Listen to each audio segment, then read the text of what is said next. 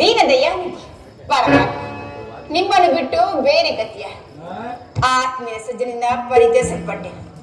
ನನ್ನ ಪತಿಗಳು ನನ್ನನ್ನು ಭೋಗ ವಸ್ತುವಿನಂತೆ ಜೀವಿತದಲ್ಲಿ ಪಣಬಗಿಟ್ಟು ಹಸ್ತಿನಾವತಿ ರಾಜ್ಯಸಭೆಯಲ್ಲಿ ಸರ್ವರ ಸಮಕ್ಷಮದಲ್ಲಿ ಆ ದುಶ್ಯಾಸನದ ಅಪಮಾನವೂ ತಾಳಲಾರೆ. ರಾಜ ನಗರವನ್ನು ಬಿಟ್ಟು ಭಿಕ್ಷುಕಿಯಂತೆ ಕಾಡಿಯಿಂದ ಕಾಡಿಗಳಿದ್ದಾಯ್ತು.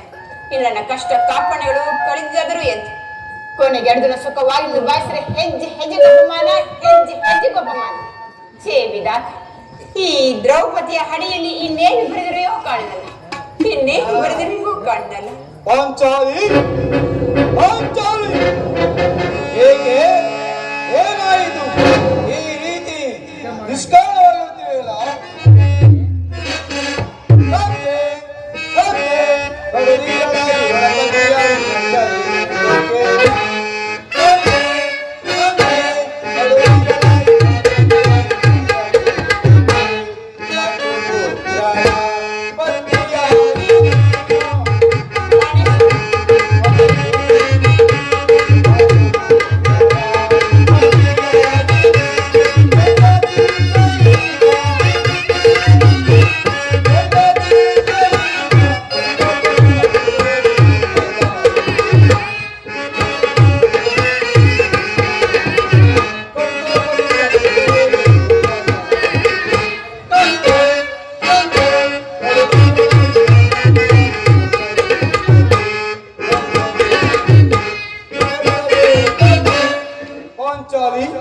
ಏನಾಯಿತು?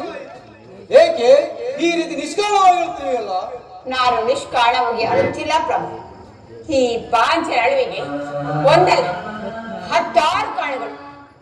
ನೀವು ಪುರುಷರು, ನಿಮ್ಮನ್ನು ಯಾರು ಅಪಮಾನ ಮಾಡಿದರೆ ನೀವೇ ಪ್ರತಿಕಾರ ಉದ್ದೇಶಿಸುವಿರಿ. ಆದರೆ ಸ್ತ್ರೀಯರ ವಿಚಾರವಾಗಲ್ಲ. ಅನ್ನ ವಸ್ತ್ರಗಳಿಗಾಗಿ ಅವರು ಪಡೆದ ಆಶೆ ಪಡೆಯಲೇಬೇಕು. ಆತ್ಮರಕ್ಷಣೆಗಾಗಿ ಅನ್ಯರ ಸಹಿಸಲೇಬೇಕು. ಹೇ ಪರಮೇಶ್ವರ, ಹೇ ಪರಮೇಶ್ವರ, ಇಂತಹ ಅಪರಾಧಿನ ಸ್ತ್ರೀ ಜಾತಿನ ಹೇಗೆ ಸೃಷ್ಟಿಸಿದ್ದೇವ? ಹೇಗೆ ಸೃಷ್ಟಿಸಿದ್ದೇವೆ? ಪಾಂಚಾಲಿ, ಸ್ತ್ರೀಯರ ಪರಾಧೀನತೆಯು ಜಗದ ನಿಯಮ, ಮಹಾನ್ ಋಷಿಗಳ ಆಜ್ಞೆ. ಏನ್ ಹೇಳಿದ್ರಿ? ಋಷಿಗಳ ಆಜ್ಞೆ ಕೈ ಹಿಡಿದ ಪತ್ನಿಯನ್ನು ಜೂತದಲ್ಲಿ ಪಣರಂಪಿಸಲು ಆ ನಿಮಿಷಗಳು ಆಜ್ಞೆ ಮಾಡಿದಲ್ಲವೇ? ಪತಿಗಳು ಮಾಡಿ ಪಡೆಯಬೇಕು ನಿಮ್ಮಂತಹ ಪತಿಗಳನ್ನು. ಅಣ್ಣನ ಒಂದು ದಿನದ ಅವಿವೇಕದಿಂದ ಈ ನಿಂದನೆಯು ನಮ್ಮನ್ನು ಸಾಯುವ ತನಕ ಆಗುತ್ತಿದ್ದಲ್ಲ. ಅಣ್ಣನ ಅಪರಾಧಗಳನ್ನು ಮನ್ನಿಸುವಂತೆ ನಾನು ನಿನ್ನಲ್ಲಿ ಎಷ್ಟೋ ಬಾರಿ ಕೇಳಿಕೊಂಡಿರುತ್ತೇವೆ. ಆದದ್ದು ಹಾಗೆ ಹೋಯಿತು, ಅದನ್ನು ಮರೆತು ಬಿಡು. ಆದರೆ ನೀನು ಇದನ್ನು ದುಃಖಿಸಲು ಕಾರಣವೇನು?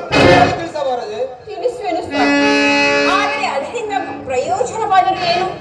ಎಷ್ಟೇ ಆಗಲಿ ನೀವು ನಿಮ್ಮ ಅಣ್ಣನ ಆಧ್ಯಾತ್ಮಿಕ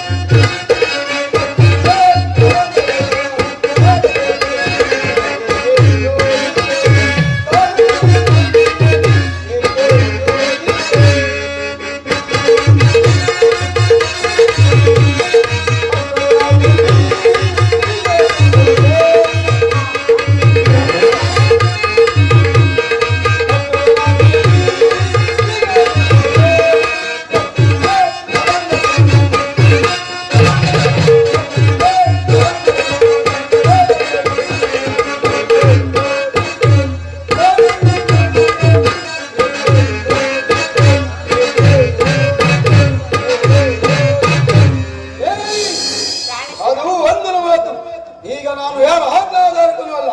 ಹಾಗಾದ್ರೆ ಹಾಗಾದ್ರೆ ಕೇಳಿ ಪ್ರಿಯ, ಈಗ ನಾನು ಹಸ್ತಿನಾಂಬೆ ದೇವಿ ಮಂದಿರಕ್ಕೆ ಹೋಗಿ ಅಲ್ಲಿಗೆ ಆ ದುರ್ಯೋಧನ ಪತ್ನಿ ಭಾನುಮತಿ ಸಹ ಬಂದಿದ್ದಾಳೆ ಸ್ವಾಮಿ. ಆಕೆ ಆಕೆ ಈ ನನ್ನ ಘೋರ ರೂಪ ನೋಡಿ ನಕ್ಕಳು ಪ್ರಿಯ, ನಕ್ಕು ನಿನ್ನ ಪತಿಗಳು ಧಾಮನ್ನು ಬಿಡಲು ದ್ಯೂತನನ್ನು ಸಂಧಿಗಾಗಿ ಕಳುಹಿಸಿರೋರು. ಇನ್ನೇ ಸಂಧಿಯಾಗುವುದಷ್ಟೇ ಬಾಕಿ.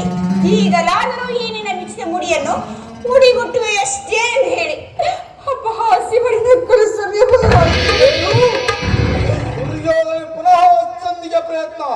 ಹಾಗಾದರೆ ನನ್ನ ಸಂದೇಹವು ನಿಜವಾಯಿತು. ಸಂಧಿಗೆ ಹೋದವರು ಯಾರು ಪ್ರಿಯೆ? ಮತ್ತಿನ್ನಾರು ಸ್ವಾಮಿ, ನಮ್ಮಣ್ಣನಾದ ಶ್ರೀಕೃಷ್ಣ ಪರಮಾತ್ಮನಲ್ಲವೇ. ಓ, ಗೋಪಿಕಾಂಗಿನ ವಿಲಾಸಿ ಪ್ರೇಮದ ವೃತ್ತನಾದ ಯದುಪತಿಯು ಯುದ್ಧವನ್ನು ಮುರಿಯುವುದು ಸಹಜ. ಅರ್ಜುನನ ದಾರಿಕೆಯಿಂದ ಹಿಂತಿರಿದಾದರೆ ನಾನು ಈಗಾಗಲೇ ತಿಳಿದಿದ್ದನು. ಅದರಲ್ಲಿ ಆ ಪ್ರಶ್ನೆ ಭಾನುಮತಿಗೆ ಏನೆಂದು ಉತ್ತರ ಕೊಟ್ಟೆ? ಪ್ರಾಣೇಶ್ವರ, ಎಷ್ಟೇ ಆಗಲಿ ನಾನು ನಿಮ್ಮ ಪತ್ನಿಯಲ್ಲವೇ? ಪ್ರಶ್ನೆಗೆ ಸರಿಯಾದ ಉತ್ತರವನ್ನೇ ಕೊಟ್ಟಿರು. ಏನೆಂದು? ನಿನ್ನ ಕಟ್ಟೆಯ ಮುಡಿಯು ಬಿಚ್ಚುವರೆಗೂ ಈ ನನ್ನ ಬಿಚ್ಚು ಮುಡಿಯನ್ನು ಕಟ್ಟುವುದಿಲ್ಲವೇ? ಬಾಪು ಪಾಂಚಾಲಿ ಬಾಪು, ನೀನು ನಮ್ಮನೆ ಕಲಗಳಲ್ಲಿ ನಿನ್ನ ಚತುರ್ಥಿಯನ್ನು ಮುಗಿಸಿದೆ ಅಂತ ತಿಳಿದಿರು. ಬಾ, ಈ ಸಂತೋಷ ಸಮಯದಲ್ಲಿ ನನ್ನ ತೊಳೆಯನ್ನು ಅಲಂಕರಿಸು. ಪ್ರಾಣೇಶ್ವರ, ಈ ನನ್ನ ಬಿಚ್ಚಿದ ಮುಡಿಯನ್ನು ಕಟ್ಟುವ ತನಕ ಈ ನಿಮ್ಮ ತೊಡೆಯನ್ನು ಅಲಂಕರಿಸುವುದಿಲ್ಲ.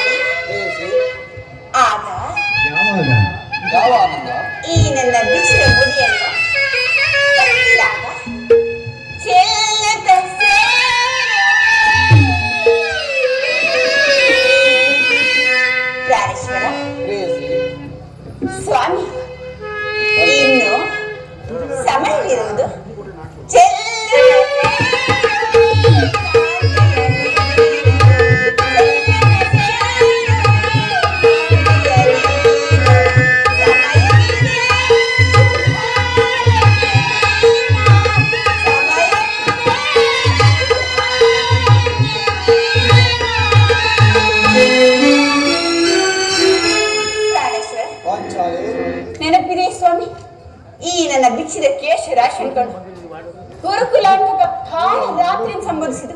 ಇನ್ನು ಏನೇನೋ ಹೇಳಿದ್ದೀರಿ. ಪಾಂಚಾಲಿ, ಪುನಃ ನನ್ನ ಬಾಯಿಂದ ಪ್ರತಿಜ್ಞಾ ವಾಕ್ಯಗಳ ಅಳಿಸುತ್ತಿವೆಯಾ? ಮಾಡಿದ ಪ್ರತಿಜ್ಞೆಯನ್ನು ಮರೆಯಂತೆ ಹೇಳಿಯಲ್ಲ ಈ ಭೀಮಸೇನ. ಆಡುವುದು ಮಾತ್ರವಲ್ಲ, ಆಡಿದಂತೆ ನುಡಿಯಬೇಕೆಂಬುದೇ ನನ್ನ ಇಚ್ಛೆ ಸ್ವಾಮಿ. ಎಷ್ಟೇ ಆಗಲಿ ನೀವು ನಿಮ್ಮನ್ನು ಹಾಕಿದರೆ ದೇವಿ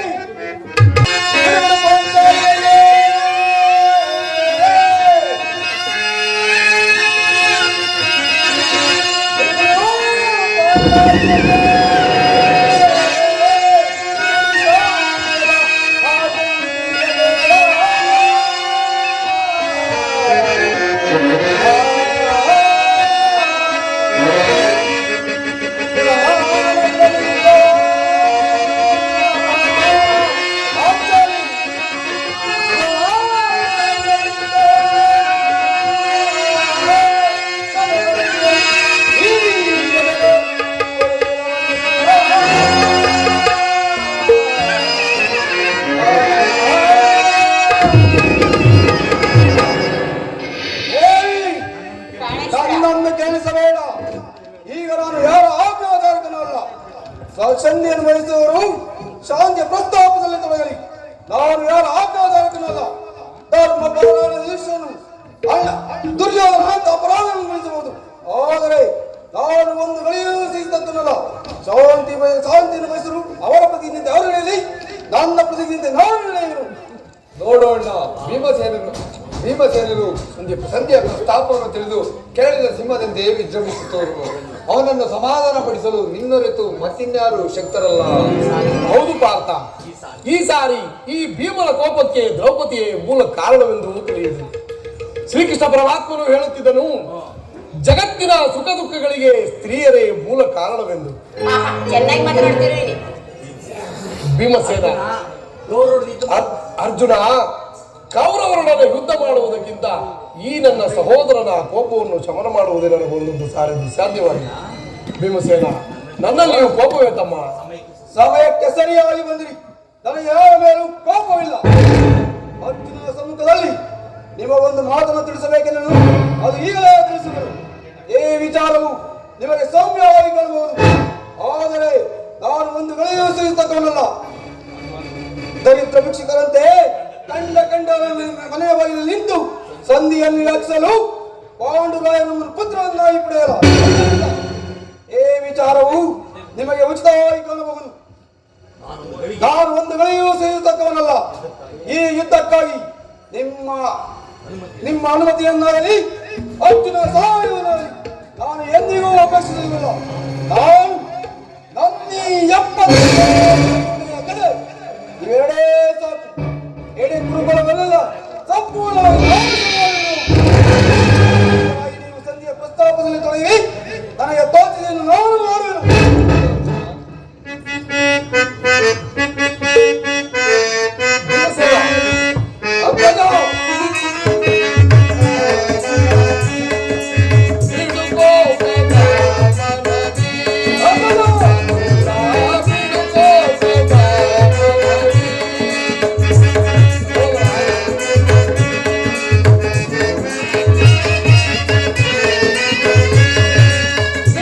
Oh,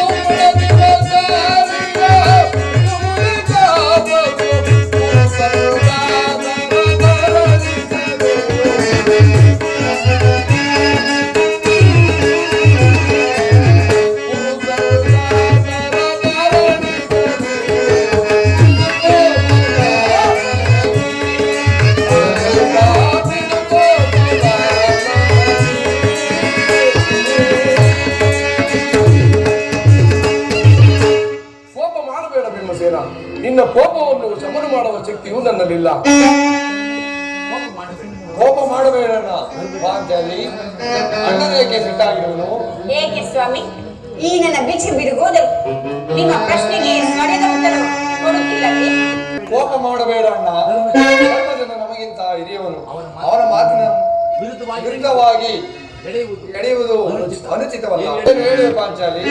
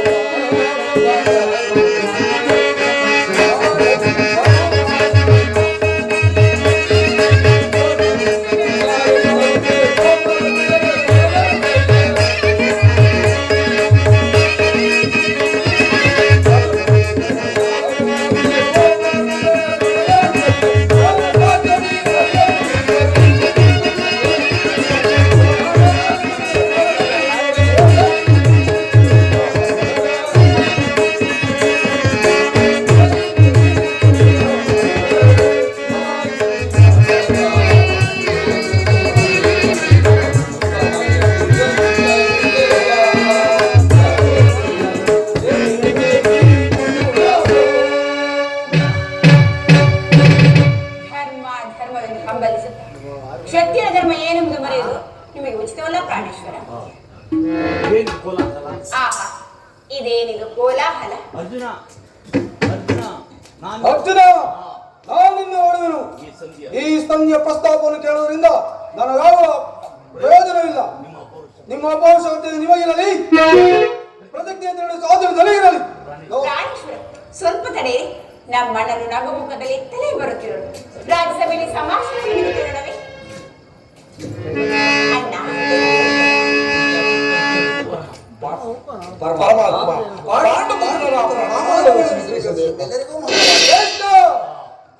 ನನ್ನದೊಂದಿಗೆ ನಮಸ್ಕಾರಗಳು. ಅಣ್ಣ, ನಿನ್ನ ತಂಗಿಯ ವಂದನೆಯನ್ನು ಸ್ವೀಕರಿಸು. ಮಂಗಳವಾಗಲಿ. ಪರಮಾತ್ಮ, ಹೋದ ಕಾರ್ಯವೇನಾಯಿತು ದೇವ? ಹೋದವರು ಯಾರು? ಕೃಷ್ಣನಲ್ಲವೇ? ಸಭೆಯಲ್ಲಿ ಏನೇನು ನಡೆಯಿತು ದೇವ? ಎಲ್ಲವೂ ನಾನು ನಿರೀಕ್ಷಿಸಿದಂತೆ ನಡೆಯಿತು. ಸಂಧಿಯ ವಿಚಾರವು ನಡೆಯಿತೆ. ಧರ್ಮಾಂತನ ಪಾಂಚಾಲಿ ಇಂದಿರುವವರಿಗೆ ಉಚಿತವಲ್ಲ. ಅವರ ಇಚ್ಛೆಯಂತೆ ಅವರು ಮಾಡಲಿ, ನನಗೆ ತೋಚಿದ್ದನ್ನು ನಾನು ಮಾಡಲಿ. ಸ್ವಲ್ಪ ತಡೆಯಿರಿ. ನಮ್ಮಣ್ಣನ ಮಾತು ಮುಗಿಯಲಿ. ನಿಮ್ಮಣ್ಣನ ಮಾತು ಮುಗಿಯುವುದರೊಳಗೆ ನನ್ನ ತಾಳ್ಮೆಯ ಮುಗಿಯುವ. ಪರಮಾತ್ಮ, ಸಭೆಯಲ್ಲಿ ಮುಂದೇನಾಯಿತು? ಎಲ್ಲವೂ ತಕ್ಕ ರೀತಿಯಲ್ಲಿ ನಾನು ನಿರೀಕ್ಷಿಸಿದಂತೆ ನಡೆಯಿತು. ನಾನಿದು ತಲೆವಾರ ರುಕ್ಮಿಣಿಪತಿ. ನಿನ್ನ ಸಮಸ್ಯೆ ಮಾತ್ರ ನನಗೆ ಬೇಡ. ಅಗ್ರಜನ ಪಕ್ಷೆಯಂತೆ 5 ಗ್ರಾಮಗಳಿಗೆ ಸಂಧಿಯಾಯಿತೆ, ಅದನ್ನು ತಿಳಿಸು. ಭೀಮಸೇನ, ನಾನು ಹೋದದ್ದು ಅದಕ್ಕಾಗಿಯಲ್ಲವೇ? ಈಗ ತಿಳಿಯಿತು ನಿನ್ನ ವಿಮತ. ಅಜ್ಞಾತ ವಾಸದಿಂದ ಅರ್ಜುನನು ಬಳೆಯನ್ನು ತೊಟ್ಟನು. ಈ ಸಂಧಿಯ ನೆಪದಿಂದ ನಮ್ಮ ಮೈವರೆಗೂ ಸೀರೆಯನ್ನು ನುಡಿಸಲು ಅವಳಿಸುತ್ತಿರುವ ಯಾದವಾಗಣಿ ಏ ಪಾಂಡುಪುತ್ರನ ಮೇಲೆ ನಿನ್ನ ಹೇಗೆ ಇಷ್ಟೊಂದು ಆತ್ಮಂತ? ಭೀಮಸೇನ, ನಿನಗೆ ಇಷ್ಟೊಂದು ಅಸಹನೆ ಏಕೆ? ಸ್ವಲ್ಪ ಸಮಾಧಾನವನ್ನು ತಂದುಕೊಂಡು ನನ್ನ ಮಾತನ್ನು ಪೂರ್ಣವಾಗಿ ಕೇಳು. ಇದು ನಿನಗೆ ಹೆಚ್ಚಿಗೆ ಸಂಬಂಧಿಸಿದ ವಿಷಯವಾಗಿದೆ. ಸ್ವಾಭಿಮಾನಶೂನ್ಯವಾದ ಈ ಸಂಧಿಯೊಡನೆ ಈ ಪ್ರಚಂಡಿ ಭೀಮನಿಗೆ ಎಂತಹ ಸಂಬಂಧ ಇರುವುದು? ಅತ್ಯಂತ ನಿಕಟವಾದ ಸಂಬಂಧವಿರುವುದು. ಪರಮಾತ್ಮ, ಮುಂದೇನಾಯಿತು? ನಿಮ್ಮ ಸಂದೇಶವನ್ನು ತಿಳಿಸಿದರು. ಎಲ್ಲರೂ ಒಪ್ಪಿದರು. ಯಾರು ಒಪ್ಪಿದರು? ಭೀಷ್ಮ, ದ್ರೋಣಾದಿಗಳೆಲ್ಲರೂ ಒಪ್ಪಿದರು. ದುರ್ಯೋಧನ ಆತನು ಸಹ. ನನಗೆ ಇಲ್ಲಿ ಕೆಲಸವಿಲ್ಲ. ಕೃಷ್ಣ, ಈ ದುರ್ವಾತನ ಕೇಳುವುದೇ ನಿಮ್ಮ ಇಚ್ಛೆ ಆಯಿತು. ಸಾಧಿಸು, ಚೆನ್ನಾಗಿ ಸಾಧಿಸು. ಸಹೋದರರೇ, ನಿಮ್ಮ ಅಪೌರುಷ ವರ್ತನೆಯು ನಿಮಗೆ ಆಜ್ಞಾಸೇನಿ, ನೀನು ನಿರಾಶರಾಗಬೇಡ. ಈ ಭೀಮಸೇನ ಬದುಕಿದರೆ ನಿನ್ನ ಬದುಕಿನ ತೀರಿಸುವೆನು. ಸ್ವಲ್ಪ ನಿಲ್ಲಯ್ಯ. ನೀನು ನಿಜವಾಗಿ ವಿಡಂಬಾಪದಿಯೇ ಸರಿ. ಇಷ್ಟೊಂದು ಕೋಪವಿಲ್ಲದಿದ್ದರೆ ಆ ರಕ್ಕಸಿಯಾದ ಇಡಂಬೆಯನ್ನು ಆಳು ಏಕೆ ಸಾಧ್ಯವಾಗುತ್ತಿತ್ತು? ಸ್ವಲ್ಪ ಸಮಾಧಾನವನ್ನು ತಂದುಕೊಂಡು ನನ್ನ ಮಾತನ್ನು ಪೂರ್ಣವಾಗಿ ಕೇಳು. ಸುಮ್ಮನೆ ಕಾಡಬೇಡ ಕೃಷ್ಣ. ಈ ಸಂಧಿಯ ವಿಚಾರವು ನನಗೊಪ್ಪದು. ನಿನಗೊಪ್ಪು ವಿಚಾರ ಹೊಂದಿರುವುದು ಆ ದುರ್ಯೋಧನನ ಒಂದು ಸಂದೇಶವನ್ನು ಕಳಿಸಿರುವನು. ಏನು ದುರ್ಯೋಧನ ಸಂದೇಶ? ಹಾಗಾದರೆ ಆ ಸಂದೇಶ ಸಂಧಿಯಾಗಿರುತ್ತೆ. ಕೃಷ್ಣ ಏನು ಏನು ಆ ಸಂದೇಶ? ಆ ಸಂದೇಶವನ್ನು ಕೇಳುವ ಇಚ್ಛೆ ಇದ್ದರೆ ನನ್ನ ಬಳಿಯಲ್ಲಿ ಕೈಕಟ್ಟಿಕೊಂಡು ಕುಳಿತುಕೊಂಡರೆ ಮಾತ್ರ ಹೇಳುವೆನು. ಕೃಷ್ಣ ಇದೇನು ಪರಿಹಾಸ್ಯವೇ? ಪರ್ಯಾಶ್ಯವಲ್ಲ ಭೀಮಸೇನ, ನಿನ್ನನ್ನು ಕಂಡರೆ ನನಗಷ್ಟೊಂದು ಭಯ. ಈ ನಿನ್ನ ಕಥೆಯನ್ನು ಸ್ವಲ್ಪ ದೂರದಲ್ಲಿಟ್ಟು ಕುಳಿತುಕೊಂಡರೆ ಮಾತ್ರ ಹೇಳುವೆನು. ಸರಿ, ನಾನು ನಿನ್ನ ಅಂತ್ಯಂತೆ ಕುಳಿತುಕೊಳ್ಳುವೆನು. ಈಗಲಾದರೂ ತಿಳಿಸು. ನೀನು ಕೋಪವನ್ನು ಹೊಂದಿರುವಷ್ಟೇ. ಅದೂ ಆಗಲಿ. ಹಾಗಾದ್ರೆ ಈಗ ನೀನು ನನ್ನ ಬಂಧು. ಅದು ಕ್ಷಣ ಕಾಲ ಮಾತ್ರ. ಸರಿ, ನಾನು ಹೇಳಿದಂತೆ ಮಾಡುವೆ. ಅದಕ್ಕೆ ಅಣ್ಣ, ಎಂದಾದ್ರೂ ನಿಮ್ಮ ಮಾತನ್ನು ಮೀರಿರುವೇನೆ? ಅರ್ಜುನ, ಕ್ಷಣ ಕಾಲ ಈ ಗದೆಯನ್ನು ಹಿಡಿದಿರು. ಹಾಗಾದರೆ ತೆಗೆದುಕೋ. ಈ ಹಗ್ಗದಿಂದ ನಿನ್ನ ಪತಿಯ ಕೈಗಳನ್ನು ಭದ್ರವಾಗಿ ಬಂಧಿಸು. ಅಣ್ಣ, ಇದೇನು ಪರಿಹಾಸ್ಯವೇ? ಪದ ಶತ್ರುಗಳ ಎಡವಣಿಯನ್ನು ಬಿಡಿಸುವುದರಲ್ಲಿ ನಿನ್ನ ಮಹಾಪಂಡಿತಿಯಲ್ಲವೇ? ಅದರಂತೆ ನಿನ್ನ ಪತಿಯ ಕೈಗಳನ್ನು ಬಂಧಿಸಲು ಬರುವುದೋ ಇಲ್ಲವೇ ಎಂದು ತಿಳಿಯೋಣವಷ್ಟೇ. ಪಾಂಚಾಲಿ, ಕೃಷ್ಣನು ಹೇಳಿದಂತೆ ನನ್ನ ಕೈಗಳನ್ನು ಬಂಧಿಸು.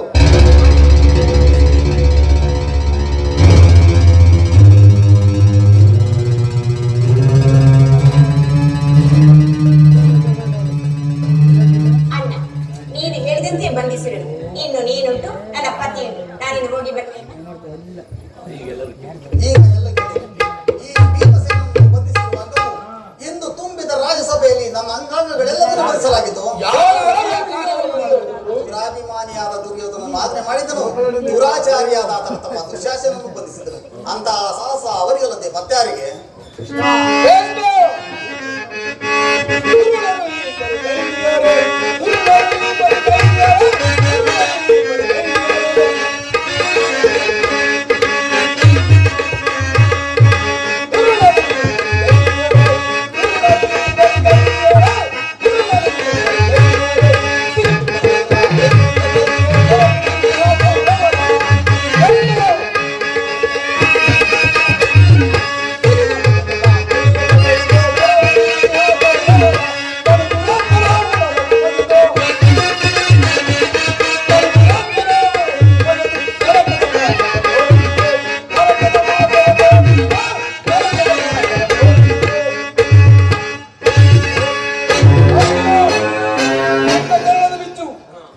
ನಮ್ಮ ಪ್ರಿಯ ಕೃಷ್ಣನು ಈ ರೀತಿ ಅಪಮಾನ ಮಾಡಿದರೆ ಆ ಕುಂದಿ ಗೌರವ ಈ ಕೃತ್ಯದಿಂದ ಆತನ ದುರಾಭಿಮಾನವು ಶಿಖರವನ್ನು ಮಾಡಿತು. ಧನಂಜಯ, ಅರ್ಜುನ, ಇದಕ್ಕೆ ನಿಮ್ಮ ಉತ್ತರ? ಅಷ್ಟು ಮಾತ್ರವೇ ಅಲ್ಲ.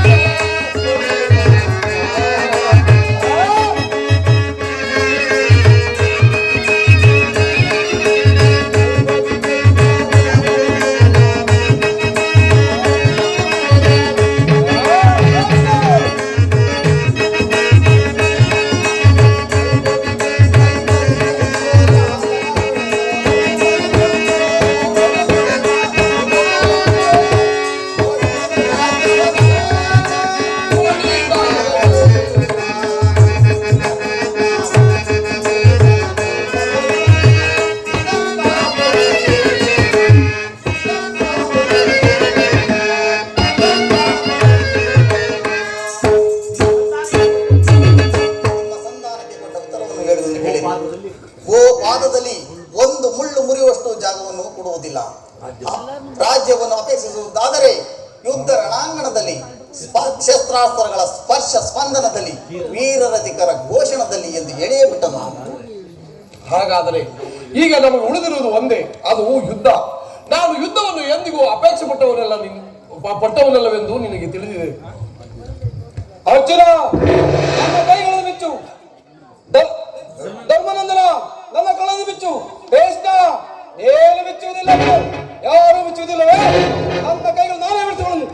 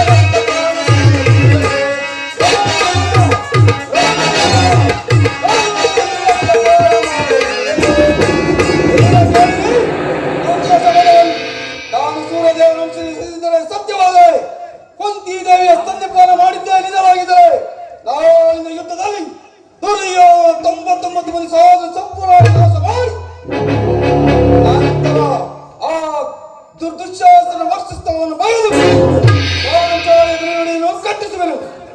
ತದನಂತರ ಆ ದಪ್ಪನಾದ ದುರ್ಯೋಧನ ತೊಳೆಯನ್ನು ಮುರಿದು ಅವನ ರಾಜ ಕಿರೀಟವನ್ನು ನಡಗಂತ ಮಾಡದೆ ಹೋದರೆ ನನಗೆ ಅತಿ ಭಯಂಕರ ನರಕದ ಪ್ರಾಪ್ತಿಯಾಗಲಿ. ಅದಕ್ಕೆ ಈ ಶ್ರೀಕೃಷ್ಣ ಪರಮಾತ್ಮನ ಪಾದ